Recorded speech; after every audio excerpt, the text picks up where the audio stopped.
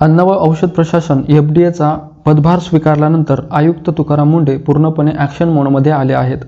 राज्यभर धुमाकूळ घालणारे गुटखा माफिया, दूध भेसळखोर आणि इतर अन्न भेसळ करणाऱ्यांमध्ये त्यांच्या कारवाईमुळे भीतीचं वातावरण निर्माण झालं आहे. आता त्यांच्या निशाण्यावर मिठाई विक्रेते आणि भेसळखोर आले आहेत. यामागचं कारण म्हणजे पुण्यात घडलेली एक धक्कादायक घटना. पुण्यातील वडगाव शेरी परिसरात एका कुटुंबाने नवीन कार घेतल्याच्या आनंदात पेढे वाटले, पण हा आनंद काही क्षणातच दुःखात बदलला.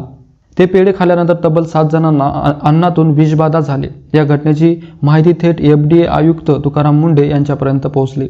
त्यानंतर अवघ्या काही वेळातच त्यांच्या आदेशानुसार FDA अधिकारी तात्काळ ॲक्शन मोडमध्ये आले. पुण्यातील संबंधित मिठाई दुकानदारावर धाड टाकण्यात आली. पेढे आणि इतर खाद्यपदार्थाचे नमुने जप्त करून तपासण्यासाठी पाठवण्यात आले. सर्वसामान्य जीवाशी खेळणाऱ्यांना यापुढे कोणतीही सवलत मिळणार नाही असा स्पष्ट संदेश प्रशासनाने दिला आहे. तुकाराम मुंढे यांनी पदभार स्वीकारल्यानंतर राज्यभर भेसळखोराविरोधात मोठी मोहीम सुरू केली आहे. त्यांचा हंटर फक्त मिठाईपुरता मर्यादित नाही. गेली काही दिवसात राज्यभर विविध ठिकाणी गुटखा, दुधापासून बनलेले पदार्थ आणि इतर अन्न भेसळीविरोधात कडक कारवाई करण्यात आल्या आहेत. एका दिवसात तब्बल 43 ठिकाणी छापे टाकण्यात आले. या कारवाईत सुमारे 3,95,00,000 रुपयांचा प्रतिबंधित गुटखा, पान मसाला आणि सुपारी जप्त करण्यात आली. 21 गुटखा माफियांवर कारवाई करण्यात आली. यापुढे अशा टोळ्यांवर थेट मकोका लावण्याचा इशाराही तुकाराम मुंढे यांनी दिला आहे. दुधापासून बनलेल्या पदार्थांमध्ये भेसळ रोखण्यासाठी मोठ्या प्रमाणात कारवाई सुरू आहे.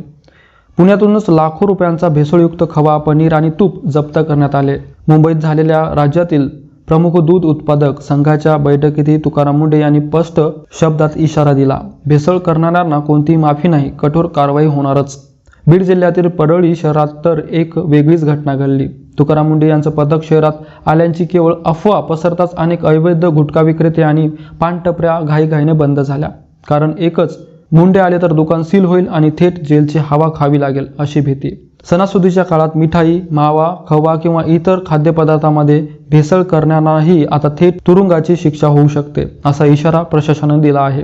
कोणत्याही राजकीय दबावाला बळी न पडता तुकाराम मुंढे यांनी राज्य भेसळमुक्त करण्याचा निर्धार केला आहे.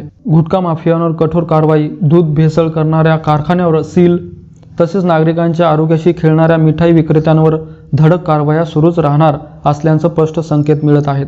पुण्यातील विषबाधेच्या घटनेनंतर राज्यभरातील मिठाई दुकानदारावरही अधिक कडक तपासणी होण्याची शक्यता व्यक्त केली जात आहे.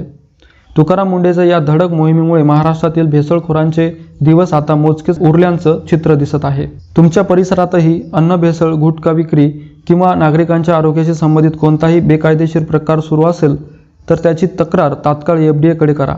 यापुढे तुकाराम मुंढे कोणावर कारवाई करतात आणि कोणत्या ठिकाणी धडक मोहीम राबवतात याकडे संपूर्ण राज्याचं लक्ष लागलेलं आहे.